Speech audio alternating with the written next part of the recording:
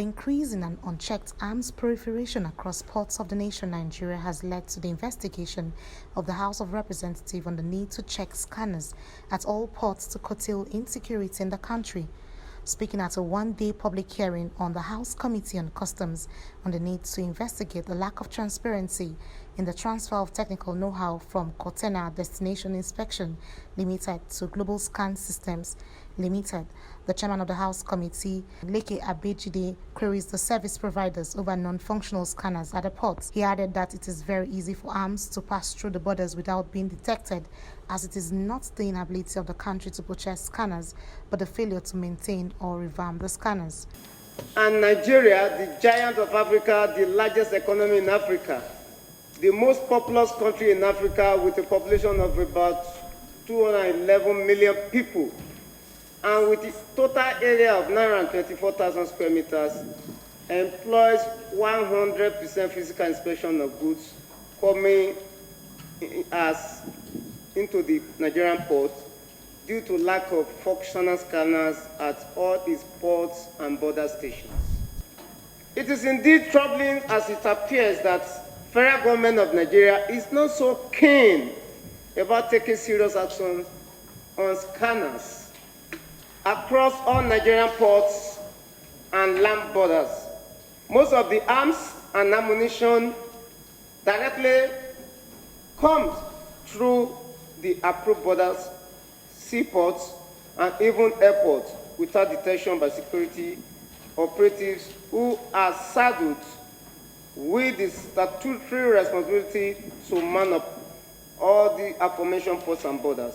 The Minister of Finance, who was represented by the Director of Finance, Stephen Okon, also furnished the committee on its role with the three service providers on the management of scanners, while a member of the committee argued that there is a sabotage from all indication from what the service providers, Customs and Finance Ministry has provided so far. Nigeria operated the pre-shipment inspection of import scheme prior to 1st January 2006, when the destination inspection scheme commenced. 3 scanning service providers, Container Destination Inspection Limited, Society Generale de Surveillance Destination Inspection Limited, and Global Scan Systems Limited, were contracted by the federal government of Nigeria for the provision, installation, operation, and management of X-ray scanners and computerized risk management for the examination of goods on build, own, operate, and transfer basis for a period of 7 years, which terminated on December 2012. Details of the lot allotted to the service providers for those who have these documents are in Table 1.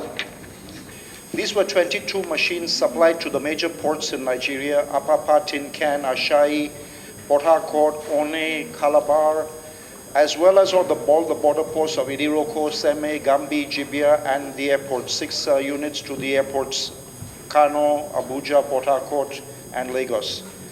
So we were doing all the maintenance periodically, and during that period, we were able to, we had to maintain a spare parts bank in country, which was in our own, in certain cases, they were at the ports, located at the ports for the ease of replacing parts, and the machines were fully functional. At the point of time of handover, we were called in to even prepare an audit report of the machines, which was mandatory to the contract agreement. And this should be part of the documentation available even with the Ministry of Finance and the Nigerian Customs Service as well. I'm not sure about Central Bank of Nigeria. There was a quotation submitted for the repairs of the systems along with that report, with that audit report as well, which was mainly for the part of machines which were being handled by Global Scan. Your presentation says that all the service providers did their work and they submitted and updated their scanner except Global Scan.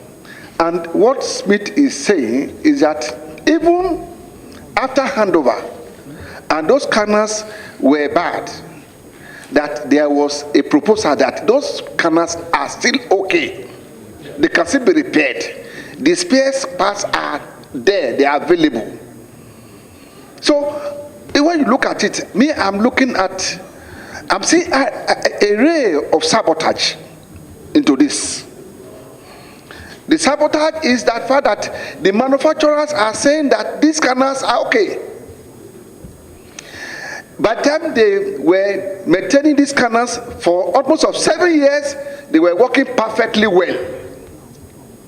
And there was an extension again of 6 months, they were working perfectly well. The federal government, the transition committee, set up a transition that they should hand over this thing, and at the handover, those scanners, they were working perfectly well.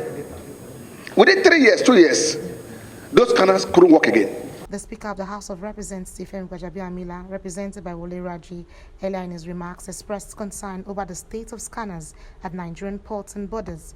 He said in 2006, Nigeria acquired cargo scanners worth more than $120 million and retained the service providers on build, own, operate, and transfer terms. And in 2013, after transition from the service providers to Nigerian customs, the scanners are no longer functional.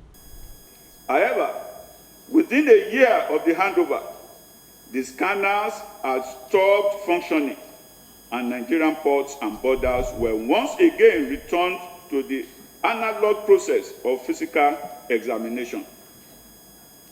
The scanners, which were installed at various customs operation locations, such as Tinkan Island Port, Apapa, Port Harcourt Area Command, Oneport, Aminu Kano International Airport, Murtala Mohammed International Airport, Lagos, Seme and Idi Roku borders, Port Harcourt and Nnamdi Azikiwe International Airport, among others, are still currently non-functioning. It is believed that the practice of physical inspection is time-consuming and ineffective, as it also contributes to the delays at the ports and borders points and allows for prohibited goods to enter the country despite the best efforts of custom officers. This public hearing is hoped to aid all collaborates with the House Committee on Customs to achieve a desirable synergy that delivers on shared objectives of economic growth, governance, transparency, and accountability.